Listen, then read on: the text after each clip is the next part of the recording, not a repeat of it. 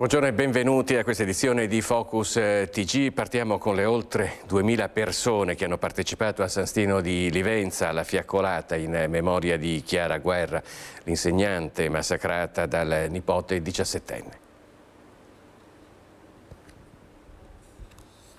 Dovrebbe partire tra poco il servizio fiaccolata omicidio San Stino. Ecco. Quello che è successo non doveva succedere. È una roba in più questa qui, perché questa è stata all'asilo con la mia figlia, a scuola, al centro Olimpia di atletica leggera qui a San Stino. Quella era una mia figlia. Non doveva succedere questo per nessun motivo al mondo. Hai capito? Ma cosa gli ha passato per la testa? Cosa è passato per la testa per fare un atto del genere? Ma come si fa un nipote a uccidere una zia? Io mi domando questo. La rabbia per un orrore che colpisce la comunità tuttora incredula a quasi una settimana dal massacro di Chiara Guerra. C'è anche questo, la rabbia, nella serata che San Stino dedica all'amata insegnante 53enne uccisa dal nipote.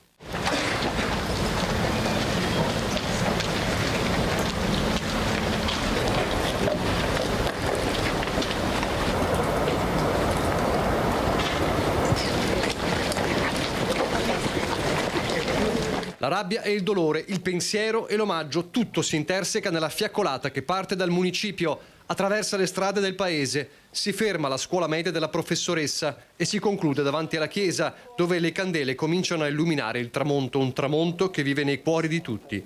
Ci sono le istituzioni, sindaco in testa, ci sono le colleghe di Chiara, ci sono gli alunni che ringraziano la professoressa con parole commoventi scritte sui tanti cartelli. Molti di questi ragazzi sono seguiti da uno psicologo per superare il trauma, lo stesso che colpisce i loro genitori, sconvolti per la fine di una insegnante indimenticabile. È una donna non posso parlarsi. Rimarrà nel cuore. Speriamo che sia fatta solo giustizia. Una persona sorridente, pacifica, e ci sono solo belle cose, il suo sorriso che era la cosa fondamentale che mi ricordo che è sempre rimasta impressa. Io personalmente, lei aveva un rapporto tra virgolette particolare con mio figlio, perché lui ha delle difficoltà e l'ha sempre tenuto stretto sotto la sua ala. La sua gentilezza anche nel capire i ragazzi, perché quando succedeva qualcosa nella classe se li portava fuori e cercava di risolvere i problemi con il ragazzo e non in classe insieme a tutti gli altri, quindi aveva anche questo tocco di sensibilità. Ha lasciato un segno luminoso e indelebile nella nostra comunità.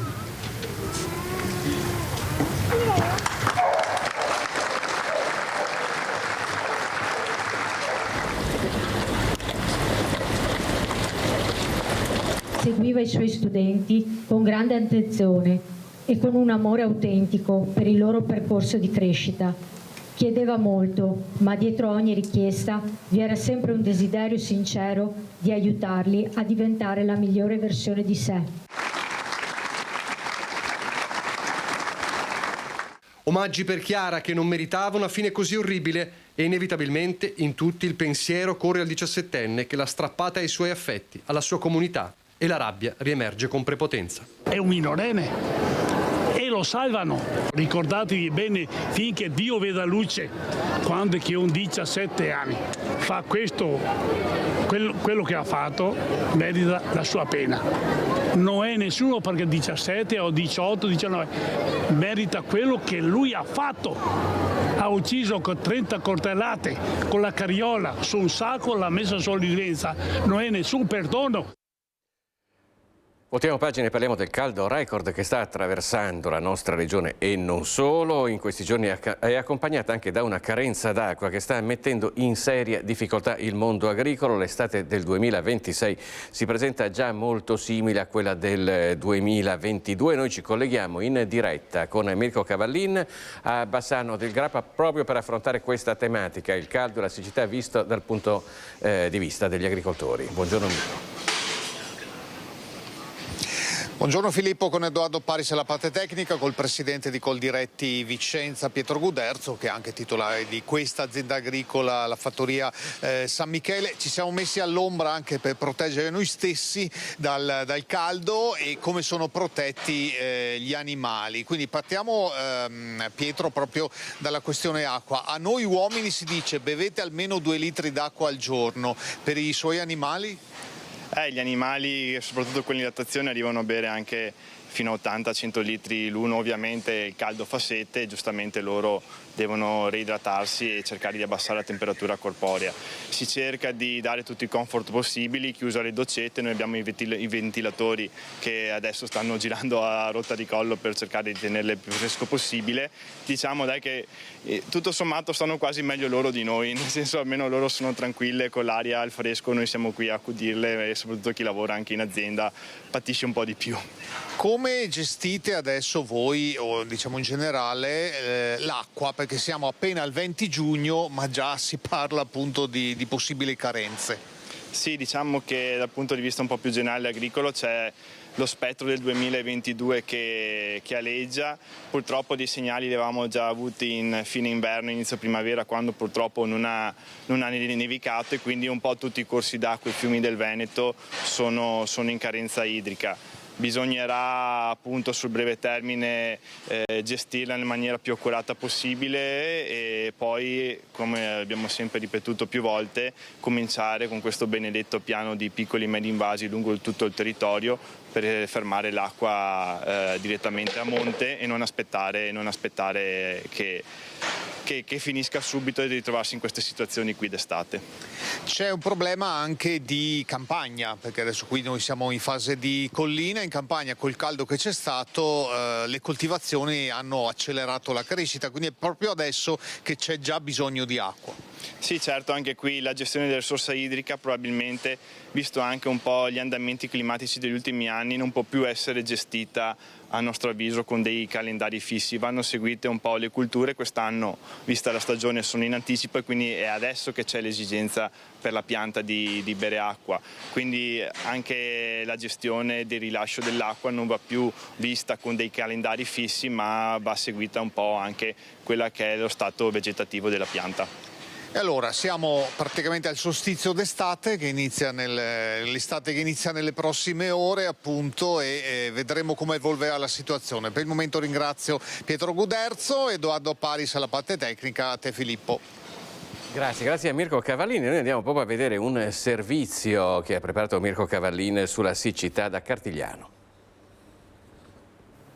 Potrebbe sembrare un paesaggio lunare, invece è il letto del fiume Brenta sotto il ponte che collega Nove a Cartigliano. Ci troviamo esattamente sulla sponda sinistra del fiume, la poca acqua presente e invece scorre verso la sponda destra. Una situazione davvero già preoccupante nella seconda metà di giugno per il mondo agricolo e una situazione complessa da gestire per gli uomini del consorzio di bonifica. L'irrigazione in questi giorni già torridi viene gestita con attenzione e non senza difficoltà. L'acqua nei bacini montani per il momento è trattenuta. Per accordi presi dal 1° luglio si può iniziare a svasare il Corlo, per cui fino al 1° luglio noi dobbiamo gestire e utilizzare l'acqua del Brenta e del Cismon. Cosa stiamo facendo? Stiamo ottimizzando il più possibile e chiedendo a tutti di fare molta attenzione. L'utilizzo va fatto in maniera giusta e qua. Rispetto al 2022 come le sembra? Ma è un po' più critica perché effettivamente non c'è più neve, le falde da molto tempo continuano a diminuire e di conseguenza bisogna mettere in atto, e come Consorzio Brenta lo stiamo facendo, tutte delle azioni per poter essere un po' tranquilli nei prossimi anni. Allora cambiamo argomento e ci colleghiamo immediatamente in diretta con Villafranca Padovana, dove c'è per noi Valentina Visentini, perché c'è stato un blitz dei ladri in un'azienda di argenteria. Ma ci racconta tutti i dettagli in diretta Valentina Visentini. Buongiorno Valentina. Sì, buongiorno da Villafranca Padovana. Come vedete sono ancora in corso i rilievi dei carabinieri nell'azienda di argenteria presa di mira questa notte da un comando di ladri che prima di entrare in azione ha bloccato le 4 strade di accesso alla zona industriale posizionando 4 camion in orizzontale. Uno di questi addirittura ha sfondato un palo della segnaletica finito nel giardino di un'abitazione. Residenti che appunto sono della zona sono rimasti bloccati per ore e alcuni anche invitati a rimanere nelle proprie case perché sembrava che i ladri fossero addirittura armati. Il colpo tuttavia non è riuscito, i malviventi hanno tentato di sfondare hanno sfondato con un muletto il portone d'ingresso del capannone, ma non sono riusciti ad entrare nel cavò dove si trovava la merce di pregio e quindi sono fuggiti a mani vuote. Sul posto i carabinieri della stazione di Limera, della compagnia di Padova per i rilievi e per le indagini. Si tratta di una banda davvero molto esperta perché è riuscita a transitare nei punti più ciechi della zona industriale che è videosorvegliata con le telecamere appunto comunali. Una banda appunto che è entrata in azione nella notte, un colpo che ricorda quello successo 2 giorni fa nel Vicentino, poco lontano a Camisano, ma anche qualche anno fa in alcune aziende del Bassanese. Quello che ha impressionato appunto è la capacità dei ladri di conoscere il territorio e di posizionare in queste strade di campagna i camion in modo tale da isolare completamente la zona e rendere impossibile l'accesso alle forze dell'ordine per compiere così in tranquillità il furto, che però, come appunto avete sentito, non è andato a buon fine perché non sono riusciti ad aprire il cavò dove era contenuta la merce di pregio. Tuttavia i danni all'azienda sono ingenti perché il portone è stato completamente sfondato dalla banda di ladri che poi si sono dati alla fuga. Da Villafranca Padovana è tutto, la linea può tornare allo studio. Grazie a Valentina Visentin e in collegamento da Villafranca Padovana con la collaborazione tecnica di Federico Cibotto. Noi ci spostiamo a Venezia e parliamo del delitto Tarn, il giovane ucciso a Mira, a Malcontenta di Mira. Questo inverno è stata depositata in procura la relazione del medico legale. Il giovane è stato ucciso con un singolo colpo esploso a contatto con la parte sinistra del capo.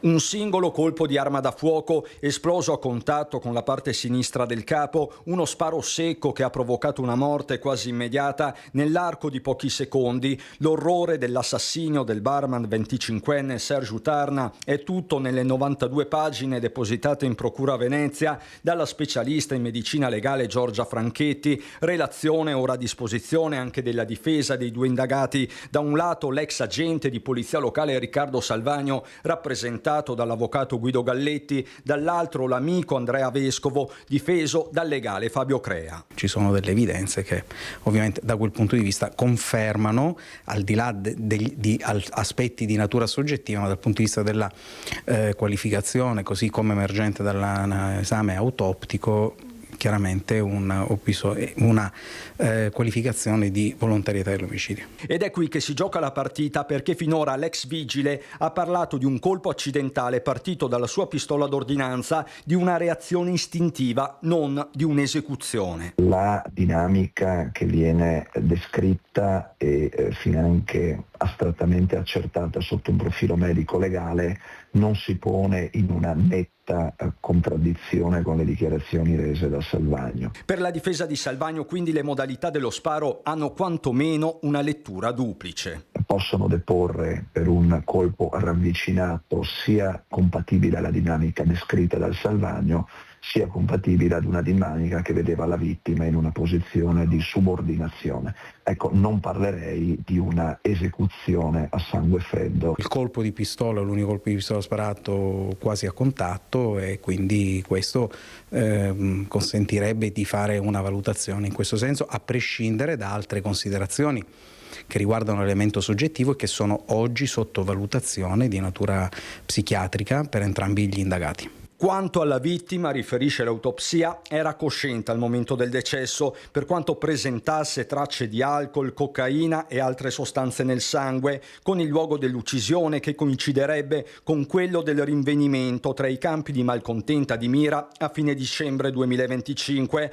Ora si attende il parere degli psichiatri, restano molti tasselli per ricostruire il movente, dall'esistenza di un video hot del quale Salvagno non voleva la diffusione a un giro di sostanze stupefacenti.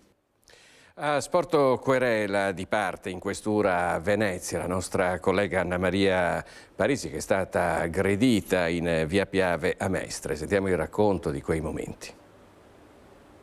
Poche ore fa sono stata in questura a Venezia, dove ho sporto querela di parte per l'aggressione che ho subito in pieno giorno nel pomeriggio di ieri alle 14 in via Piave a Mestre, dove mi sono recata per documentare un fatto accaduto nelle ore precedenti. Via Piave a Mestre è da parecchi anni al centro delle cronache per una mancanza di sicurezza provocata soprattutto da una diffusa attività di spaccio. Ma difficilmente prima d'ora si era assistito in pieno giorno a minacce e intimidazioni come quelle subite dalla nostra collega Anna Maria Parisi, colpevole semplicemente di avere ripreso una strada. 2 uomini di origine presumibilmente nordafricana si sono avvicinati intimandomi di non fare riprese, e uno dei 2 in particolare ha cercato di strattonarmi e di immobilizzarmi bloccandomi con le spalle al muro, e cercava di impossessarsi della telecamera e per questo mi strattonava anche delle borse. Ho cercato riparo presso un negozio, la pasticceria che si trovava proprio lì nei paraggi, perché uno dei 2 era veramente aggressivo e mi sono molto spaventata. Poi è arrivata la polizia locale.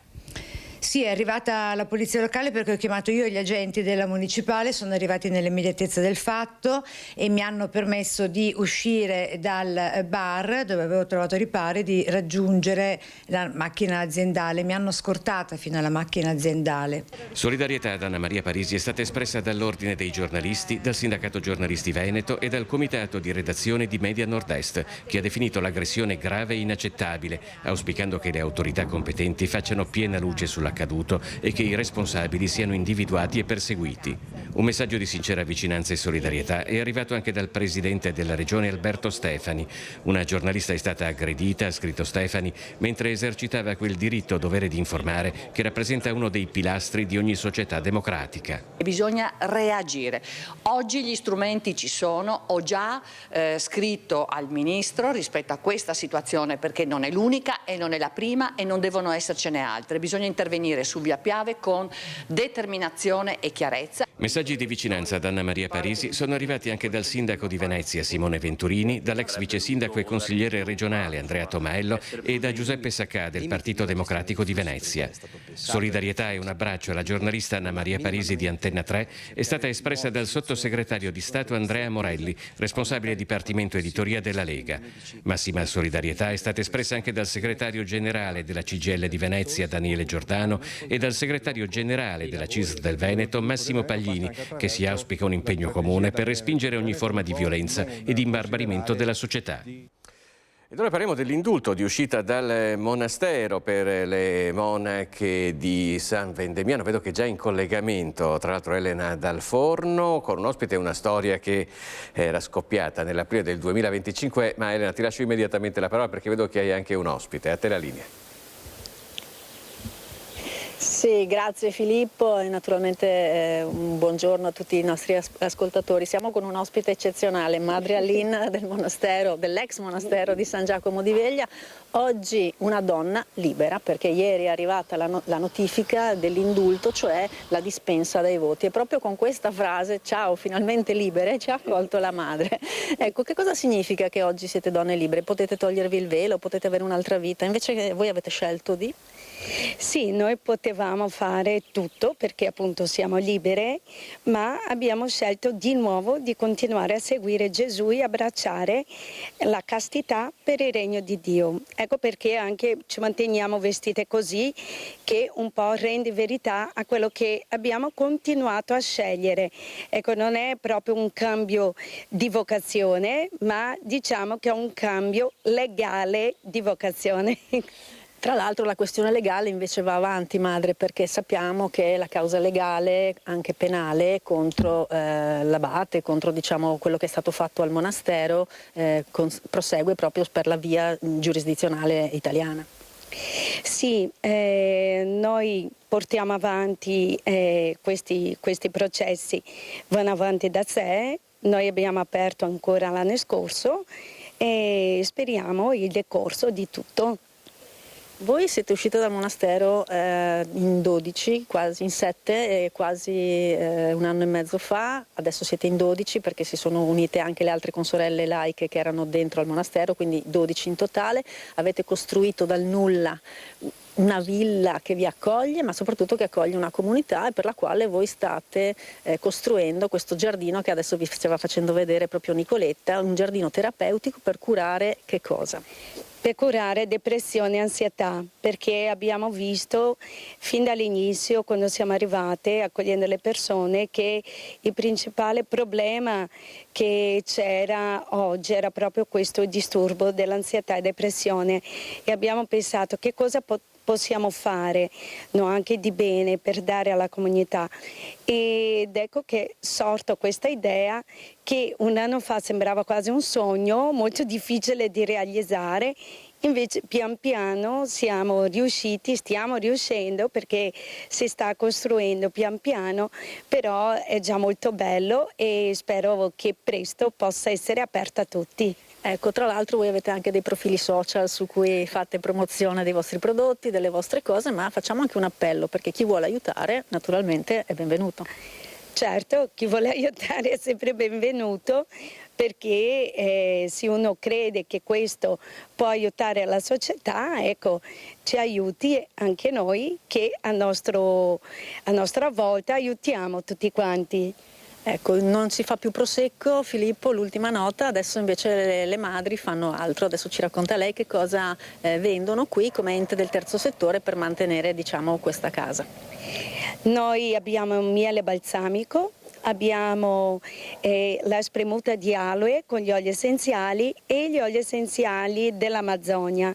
Poi facciamo anche biscotti e torte, bomboniere, questo su richiesta. Bene Filippo, allora dalla casa di San Vendemiano dove vivono Madre Aline e le consorelle per adesso è tutto, poi nei telegiornali della sera faremo vedere anche qualche altro aspetto. Ringraziamo Madre Aline per la sua gentilezza e ti restituisco la linea. E grazie anche alla nostra Elena per questo collegamento che è stato reso possibile dal punto di vista tecnico da Nicoletta Rizzetto. Noi rimaniamo nel Trevigiano, c'è stato un grave incidente lungo la postumia a Fagare della Battaglia. Fagare, una giovane mamma di origine straniera e residente a Treviso, era a bordo con le sue figlie di 8 e 10 anni, ha sbandato e si è schiantata contro un camion.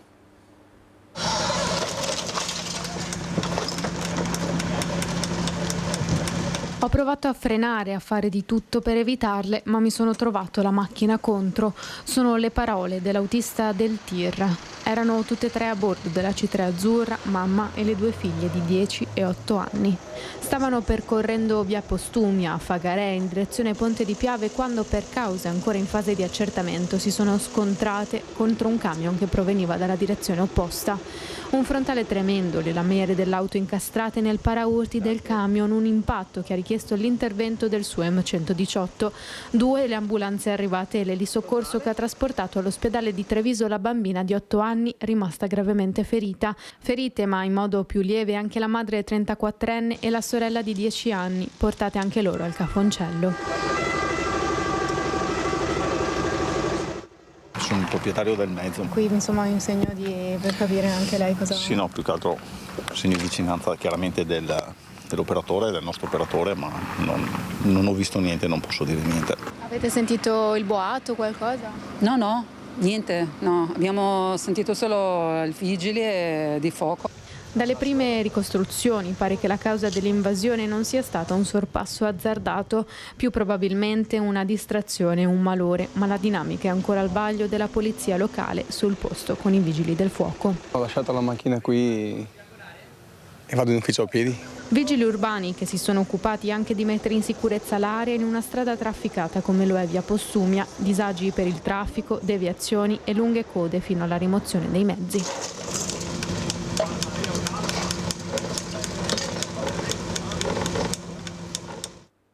E sempre sulle strade, tragedia sfiorata a Belluno. Un 69enne ha falciato una coppia di coniugi mentre attraversavano la strada sulle strisce pedonali. La donna versa attualmente in gravi condizioni. È risultato positivo all'alcol test il bellunese classe 1957 che ieri attorno alle 19:30 lungo Viale Europa a Belluno ha falciato una coppia di coniugi mentre attraversavano le strisce pedonali che collegano l'ospedale San Martino con il comando provinciale dei Carabinieri. Nonostante l'intervento pressoché immediato dei sanitari, poiché il luogo dell'incidente dista solo pochi passi dall'ingresso del nosocomio, le condizioni della coppia e in particolare della donna, una bellunese di 64 anni, sbalzata per diversi metri sull'asfalto a causa dell'impatto, sono apparse subito molto gravi e si è reso necessario il trasferimento all'ospedale di Treviso, dove la donna si trova attualmente ricoverata. Il coniuge, anch'egli bellunese di 67 anni, verserebbe invece in condizioni leggermente migliori ed è tuttora ricoverato all'ospedale di Belluno. Degli accertamenti in merito alla dinamica dell'incidente, così come della gestione del traffico rimasto bloccato per circa un'ora lungo una delle arterie viarie più importanti della città, si sono occupati i carabinieri mentre i vigili del fuoco si adoperavano a liberare la carreggiata dai detriti. L'investitore, risultato positivo all'etilometro, è stato deferito all'autorità giudiziaria. Nel veneziano la polizia ha arrestato un uomo con l'accusa di detenzione di ingente quantità di materiale pedopornografico. Coordinata dalla Procura di Venezia, l'indagine del Centro Operativo per la Sicurezza Cibernetica Veneto ha portato ad una perquisizione personale, domiciliare e informatica. L'indagato che ha accertato la presenza di oltre 360 file pedopornografici nella sua disponibilità. L'uomo, come detto, è stato arrestato in flagranza di reato. Con la truffa del finto carabiniere, siamo qui tra Marghera e Mestre, aveva rubato a 2 anziani preziosi e ben 7 pistole per un valore complessivo di 15.000 euro, è stato riconosciuto e arrestato in stazione a Mestre. La polizia lo ha intercettato e arrestato alla stazione ferroviaria di Mestre con ancora addosso il bottino che aveva rubato qualche ora prima a 2 anziani. Poco prima la coppia aveva denunciato al commissariato di Marghera di essere stata vittima della truffa del cosiddetto finto carabiniere e di avere subito il furto di monili d'oro, preziosi, denaro contante e anche diverse armi da fuoco. L'uomo, già noto alle forze dell'ordine, è stato arrestato in flagranza di reato per truffa aggravata e porto abusivo di armi comuni in luogo pubblico. I poliziotti lo avevano individuato grazie alla descrizione delle vittime. Dentro il suo zaino sono stati recuperati ori, preziosi, collane di perle, orologi e le 7 pistole trafugate. In tutto il valore complessivo della merce si aggira attorno ai 15.000 euro. Sono ore di apprensione per l'intera comunità di Treviso, stretta attorno alla famiglia di Enrico Renosto, colto da un malore in casa. A trovarlo in uno stato confusionale la sorella Rosita, che ha subito chiamato il 118. L'ex consigliere 47enne sta lottando tra la vita e la morte. La situazione è ancora molto grave, sta lottando tra la vita e la morte, quindi dobbiamo solo aspettare e sperare che vada tutto al meglio, protetto da mamma Paola, che ci ha lasciati l'anno scorso. È uno squarcio nell'intera comunità di Treviso il messaggio che ci arriva da Rosita, sorella di Enrico Renosto, l'ex consigliere comunale di 47 anni, ricoverato in terapia intensiva all'ospedale Cafoncello di Treviso. Nel tardo pomeriggio di ieri, Rosita si è recata nella camera del fratello in via Ronchese, dove vive con il padre, per capire come mai non avesse mangiato a pranzo e dopo averlo svegliato ci ha spiegato di averlo trovato in uno stato confusionale, non riusciva a parlare e per questo ha subito chiamato l'ambulanza. Dopo una serie di accertamenti gli è stata riscontrata un'importante lesione alla testa con emorragia in corso, motivo per il quale è stato immediatamente operato. Treviso è ora appesa a un filo della speranza per uno dei volti più noti e ben voluti dell'intera comunità, come Umberto, proprietario da oltre 30 anni del bar di quartiere, che l'ha visto crescere, a fatica riesce a parlare. È un compagno di classe e amico anche di mio figlio e mi dispiace proprio, è un po' di magone e mi dispiace anche per la sua famiglia, mi dispiace veramente. Da piccolo insomma giocava come figlio, mi dispiace veramente, non ho una cosa così, no, giovane ancora, mi dispiace veramente. Ex agente della polizia stradale, è stato poi in più occasioni consigliere comunale. Nel 2018 si è anche fatto promotore della lista del movimento Quartieri al Centro. Sempre dalla parte dei cittadini restano impresse nella memoria le sue battaglie come portavoce della paura e del disagio dei residenti del quartiere Santa Bona. L'augurio tra quelli che lo conoscono è che Enrico torni tra loro al più presto. Non ci sono molte parole che mi vengono da dire, se non il solo desiderio di esprimere a lui e alla sua famiglia la mia più sincera vicinanza. Ho sempre apprezzato in Enrico il suo amore per Treviso, per il territorio e per il quartiere di Santabona, che ha sempre rappresentato con passione e dedizione. Sono qualità che tanti cittadini hanno avuto modo di conoscere in lui e stimare. A lui rivolgo un pensiero affettuoso e l'augurio di poter tornare presto tra noi. Forza Enrico, tutta la comunità ti è vicina, ti aspettiamo. Noi ci fermiamo per un istante, ci rivediamo tra pochissimo.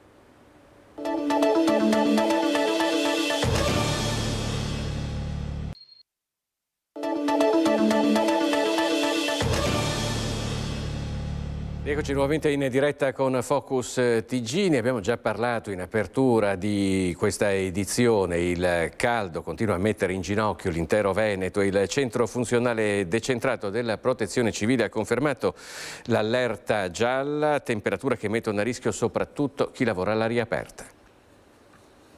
Nessuna tregua per il Veneto a causa dell'ondata di calore che sta attraversando l'intera regione. Il centro funzionale decentrato della Protezione Civile conferma l'allerta gialla anche per l'intera giornata di sabato su tutto il territorio regionale.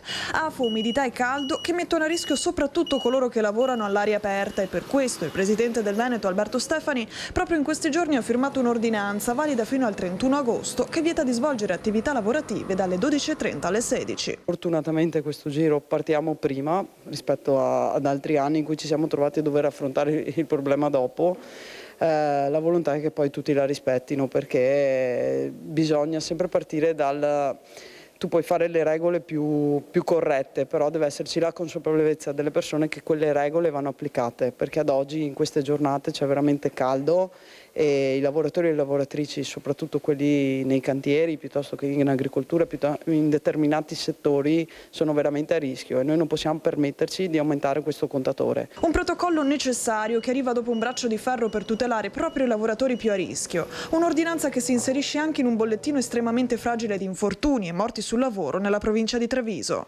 Se dobbiamo ragionare di morti sul luogo, sul posto di lavoro, abbiamo avuto un forte incremento, siamo passati in solo un mese da 5 a 8 morti. Il nostro obiettivo è arrivare a zero morti sul lavoro. Il processo di vera e propria formazione all'interno dei posti di lavoro probabilmente sta anche determinato questo forte aumento non solo delle morti sul lavoro, ma anche degli infortuni, delle denunce di infortunio, specialmente nel mondo femminile. La prevenzione diventa quindi la priorità assoluta sia tra i datori di lavoro che tra i dipendenti. In questo contesto si inserisce la mostra fotografica Non numeri ma persone, inaugurata nella biblioteca di Montebelluna. Un progetto nato nel 2009 per dare un volto alle vittime morte sul lavoro. L'iniziativa promossa da CGIL, CISL e UIL territoriali con l'associazione Ruggero Toffolutti, l'associazione per Mattia Battistetti e il comune di Montebelluna è gratuita fino al 30 giugno. Ogni quadro ha una figura, un'immagine che ti tocca il cuore. Questi, voglio ricordarli, non sono numeri, non sono statistiche, sono volti e in ogni volto c'è una didascalia che ben spiega quello che questi ragazzi avevano progettato per il loro futuro, le loro ambizioni, i loro sogni, che non verranno, come questi di Mattia, mai più realizzati. Ma al tempo del 17 aprile dell'anno scorso i sindaci dei comuni alluvionati della Valle del Lagno e Arzignano fanno pressing sulle istituzioni chiedendo lo sblocco dei contributi per continuare le opere di messa in sicurezza e ripristino sui territori.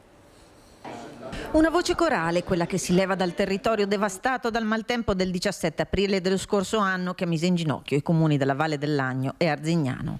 Appello ad agire a cui hanno risposto tanti rappresentanti istituzionali della regione e parlamentari vicentini all'incontro ospitato nella sede della Protezione Civile Valle Agno. Obiettivo: farsi carico della richiesta che venga sbloccata con urgenza la quota rimanente dei contributi previsti per le opere di messa in sicurezza e sistemazione dei danni provocati dalla drammatica ondata di maltempo. Nelle scorse settimane gli enti hanno ricevuto una prima tranche di contributi pari a circa il 10% dell'importo complessivo dei danni, stimato in 39,2 milioni di euro, di cui il pressing sulle tempistiche. Abbiamo avuto notizia che tra qualche settimana dovrebbe esserci la ricognizione da parte dei tecnici tecnici del Dipartimento di Protezione Civile del Ministero e della Regione, e quindi noi quello che abbiamo chiesto ai nostri rappresentanti in Regione e rappresentanti in Parlamento di porre attenzione su questo processo e tenerci informati e darci informazioni su quanto ci arriverà come risarcimento dei danni per le ricostruzioni e anche in che tempi. Purtroppo il paese qua è un paese in frana, questo lo dico sempre per la geologicità che c'è del territorio, e ecco, confidiamo che qualcos'altro arrivi, perché altrimenti noi siamo in una situazione precaria, poi qui che è la sicurezza stradale, specialmente in certi territori. È uno dei pochi territori del Veneto che va dai 150 metri sul livello del mare fino ai 1800 metri, con una larghezza media della nostra vallata di niente, praticamente 1600 metri di larghezza. Questo comporta che qualsiasi tipo di evento atmosferico eccezionale crei dei rischi non solo alle infrastrutture, ma soprattutto i rischi ai cittadini. Oggi i sindaci ci chiedono di farci parte attiva per velocizzare da un lato i tempi e dall'altro per ricavare e anche cercare di recuperare risorse. Noi unanimemente abbiamo dato ovviamente disponibilità ad impegnarci, come abbiamo già fatto anche in passato, insomma la Regione chiaramente c'è, lavoreremo chiaramente assieme, ma stiamo già lavorando con loro. Ora parliamo di politica, dei malumori in casa Lega nello specifico, perché sono apparsi anche degli striscioni polemici contro Matteo Salvini fuori dalla sede del Carroccio a Villorba. Intanto sembra confermata ad inizio luglio la 2 giorni di Mogliano. Stamattina sono passato, non c'era nulla. È da capire se questi striscioni sono stati messi da cittadini, sono stati messi da militanti, sono stati messi da sostenitori, sono stati messi e lasciati esposti e magari poi rimossi dalla polizia locale, o se magari semplicemente sono stati affissi, fotografati e tolti per poi farli circolare sui social, visto che siamo nell'era dei social. Quindi lasciano un po' il tempo che trovano. Il dato di fatto è che comunque un calo di consenso c'è a livello nazionale. In Veneto e in particolare in provincia di Treviso le elezioni regionali hanno dimostrato che questo non c'è. Archivia così gli striscioni apparsi nella notte fuori dal K3, sede del Carroccio a Villorba, Dimitri Coin, che non nasconde i malumori tutti interni al partito, legati soprattutto, dice, ad un calo dei consensi a livello nazionale, con il Veneto e Treviso però in controtendenza, grazie, chiosa Coin, agli uomini della Lega che continuano ad essere elementi di rappresentatività per i cittadini. In un clima non certo facile si guarda con attenzione alla 2 giorni di Mogliano, quando i vertici del Carroccio si ritroveranno per analizzare il momento che sta vivendo il partito. Per ora non è ancora stato formalizzato, ma l'appuntamento sembra ormai confermato. Ad esempio come parlamentari a noi è stato chiesto se eravamo disponibili quei giorni e quindi siamo oltre l'annuncio sulla carta. È chiaro che poi ci sono tutte le problematiche legate all'organizzazione, ma indicativamente 4 e 5 luglio, ma la volontà di fare un incontro assolutamente c'è. Organizzato dalla segreteria federale, resta ancora da chiarire chi parteciperà al vertice, ma di una cosa Coin è certo. Non si saranno resi dei conti, sarà un momento dove si dialogherà e se ci sono delle soluzioni da trovare magari verranno trovate. Un momento di confronto quindi con Salvini sempre al timone del partito. Che ci siano delle figure che magari possono mettersi a fianco e lavorare assieme a lui per dare forza e vigore all'azione politica, questo magari verrà deciso nei prossimi giorni. Le figure in questione potrebbero essere Zaia e Federica, proprio quei nomi indicati negli striscioni apparsi a Villorba. L'ultima considerazione poi è per la fuga di alcuni esponenti del Carroccio verso il futuro nazionale di Vannacci. Può essere magari si può partire da una non condivisione di un percorso politico da parte di chi ti ha eletto e in questo caso viene meno il rapporto fiduciario con gli elettori che comunque ti hanno dato quel tipo di incarico, oppure anche può essere una ricollocazione rispetto a un immaginarsi o di un venir meno di un ruolo che ora si ha. Intanto lunedì si insedierà il tavolo di coordinamento della Lega, al quale parteciperanno, oltre ai 4 presidenti di regione, un rappresentante dei presidenti dei consigli regionali, sindaci dei comuni capoluogo, un rappresentante dei presidenti di province e una delegazione di ministri. Avrà il compito di affrontare le principali questioni di interesse nazionale, dal piano casa alla sicurezza urbana, dal costo della vita al taglio della burocrazia. E ora andiamo a Castelfranco, dove la neosindaca Ghimenton ha presentato la sua nuova giunta. Abbiamo adottato criteri ovviamente di competenza, di fiducia e di capacità di fare squadra, che sono quelle le caratteristiche, ripeto, tante persone valide ci sono nella squadra. Queste le caratteristiche degli uomini e delle donne che compongono la nuova squadra che affiancherà la neosindaca Ghi Mentona nei prossimi 5 anni. Con la presentazione della giunta prende ufficialmente il via il mandato amministrativo della città. A Daniele Manente, candidato al primo turno, poi alleato di Ghi Mentona nel ballottaggio, la carica di vice sindaco con referato al bilancio. Alle politiche educative e familiari Serena Stangerlin, Cristian Antonello sarà l'assessore allo sport, Claudio Beltramello si occuperà di sanità e politiche abitative, Laura Piazza avrà il referato alla cultura e turismo. I lavori pubblici saranno affidati a Barbara Concolato, mentre ad Alessandro Boldo è affidato l'assessorato all'urbanistica e rigenerazione urbana.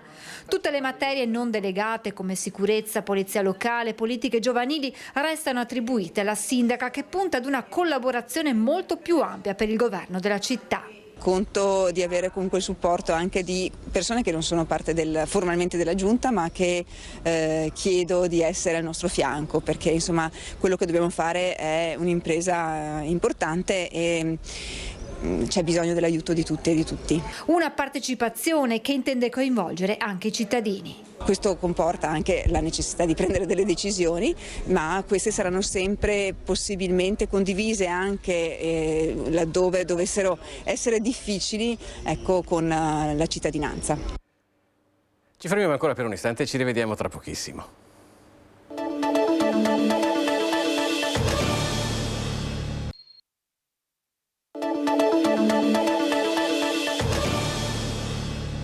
Nuovamente in diretta con Focus TG, andiamo a Camisano Vicentino per parlare dell'assalto a una ditta Oraf del paese, un blitz di malviventi simile ad un altro assalto ai danni di un'altra società che era avvenuto a febbraio. Questa mattina alle 2:20 siamo stati svegliati dall'impianto dell'allarme che ha segnalato l'intrusione nella parte posteriore della nostra azienda. Abbiamo visionato immediatamente le telecamere, abbiamo visto che c'era un mezzo pesante che aveva sfondato la recinzione. Il risveglio di soprassalto per molti ha attivato in automatico tutti i sistemi di allarme della Berica Lavorazioni Speciale SPA, un'azienda fondata nel 1971 che nel distretto orafo di Camisano è specializzata nel recupero di metalli preziosi, oro, argento e platino provenienti dagli scarti di lavorazione.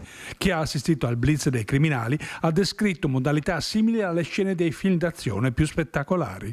I nostri vicini avevano provveduto anche loro a chiamare le forze dell'ordine perché si erano accorti che c'era una banda di 10-12 persone con dei mezzi d'opera che avevano bloccato la strada sia da un lato che dall'altro con una betoniera e un autocarro, più con un altro mezzo pesante avevano sfondato la nostra recinzione. Tecniche di guerriglia organizzata molto simili a quelle che ha subito la ditta Oraf con il 25 febbraio scorso. In quel caso i malviventi, dopo aver bloccato le strade con mezzi pesanti, sono riusciti a farsi largo all'interno dell'azienda. Qui fortunatamente non hanno fatto in tempo, ma non è stato un tentativo isolato. Questa è la terza volta che provano negli ultimi anni. 3 anni fa purtroppo sono riusciti a entrare dentro nei nostri impianti produttivi effettuando un tunnel per bypassare l'impianto dell'allarme e per poi calarsi dal tetto nella zona proprio della produzione specifica.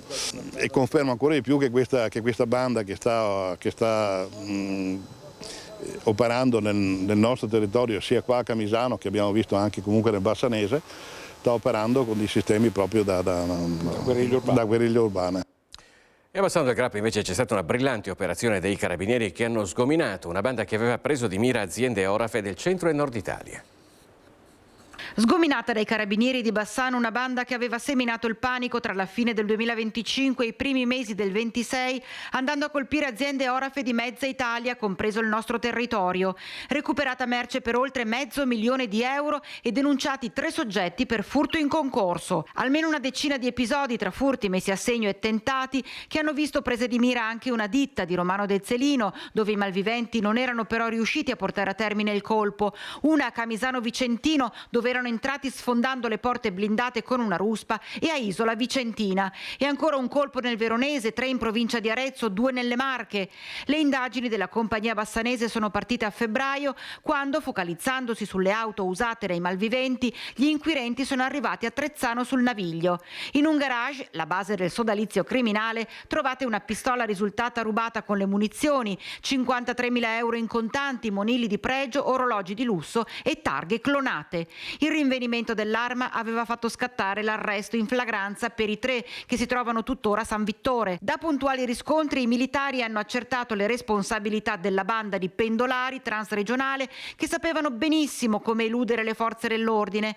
Utilizzavano vetture di grossa cilindrata intestate a prestanome e su queste applicavano targhe contraffatte perfettamente riprodotte che ingannavano i targa system dislocati lungo le strade.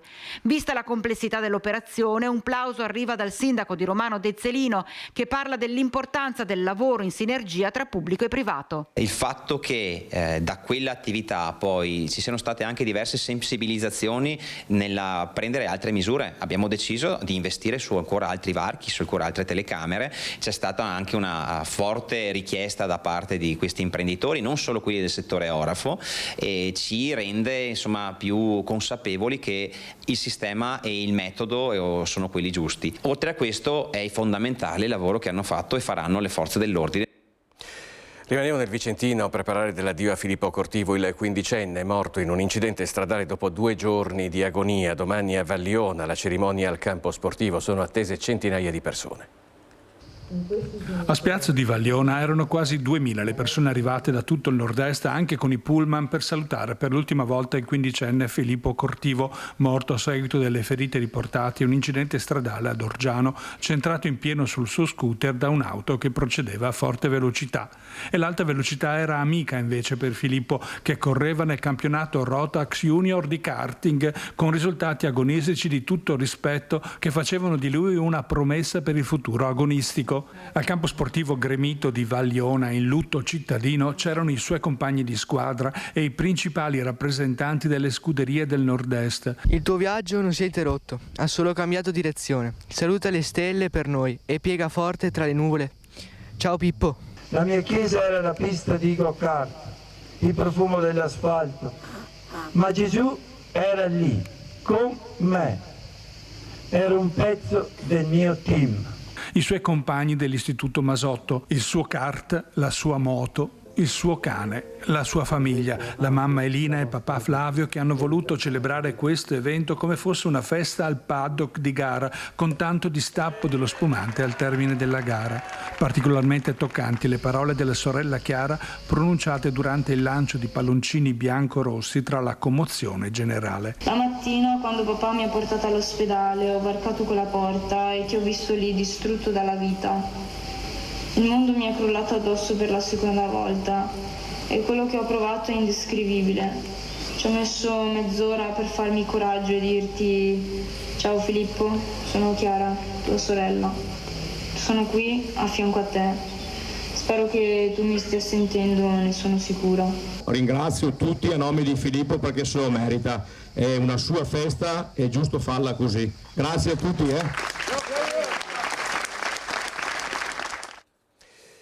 Ed ora ci spostiamo a Milano, dove stanotte ci sono stati momenti di paura per un incendio scoppiato in un appartamento. Il proprietario è rimasto ustionato. Ci racconta tutto Ilaria Marchiori. È stata un'intensa notte di lavoro per i vigili del fuoco di Milano, che sono dovuti intervenire ieri dopo le 19 per un incendio divampato in un'abitazione di via Carlo Goldoni. Le fiamme hanno avuto origine, come si vede dalle immagini, dal piano mansardato e si sono rapidamente estese alla copertura in legno dell'edificio, rendendo necessario un massiccio intervento dei soccorritori. Uno dei vicini di casa ci ha addirittura raccontato raccontato di aver visto prima uscire del fumo, ma inizialmente non si era nemmeno più di tanto preoccupato.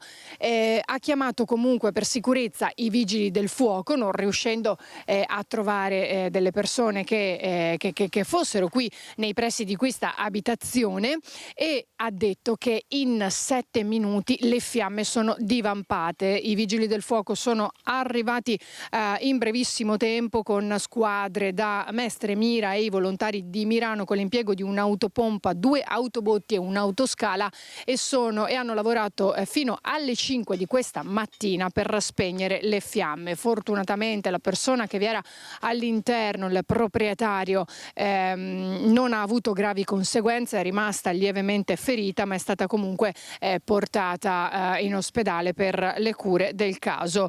Le operazioni di spegnimento hanno potuto comunque evitare che le fiamme propagassero anche nelle abitazioni vicine. I danni sono consistenti, ancora da capire l'origine dell'incendio, su cui stanno lavorando naturalmente i tecnici competenti con i vigili del fuoco. Qui da Mirano è tutto, io restituisco la linea allo studio.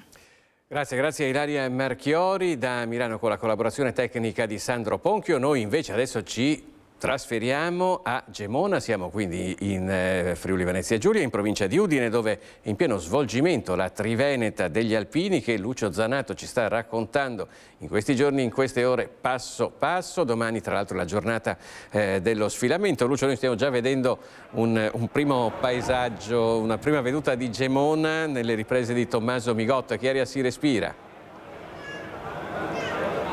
Si respira, tanto buongiorno Filippo, buongiorno ai telespettatori di Rete Veneta. Si respira un'ottima aria, un'area di festa ma anche un'area di ricordo. Un'area di festa perché gli alpini dove arrivano portano festa, portano allegria, ma anche un'area di ricordo perché è il ricordo dei 50 anni del terremoto che lega gli alpini in maniera indissolubile a questo territorio, non solo a Gemona ma proprio anche a tutto il territorio della Carnia e al Friuli. Sono con Alessandro Cenedese perché noi stiamo seguendo da questa mattina ma anche da ieri mattina, seguiremo oggi pomeriggio, andremo avanti anche questa sera e poi domani mattina. Tra l'altro ci sarai anche tu, lo diciamo che ti prendi il treno e vieni su come molti altri l'hanno preso durante il servizio militare e quindi ripercorrerai la tratta che partiva da Treviso, arrivava fino a qui portando proprio le penne nere dopo magari aver fatto il card a Codroipo. Dicevo, sono con Alessandro Cenedese, vicepresidente della sezione alpini di Conegliano.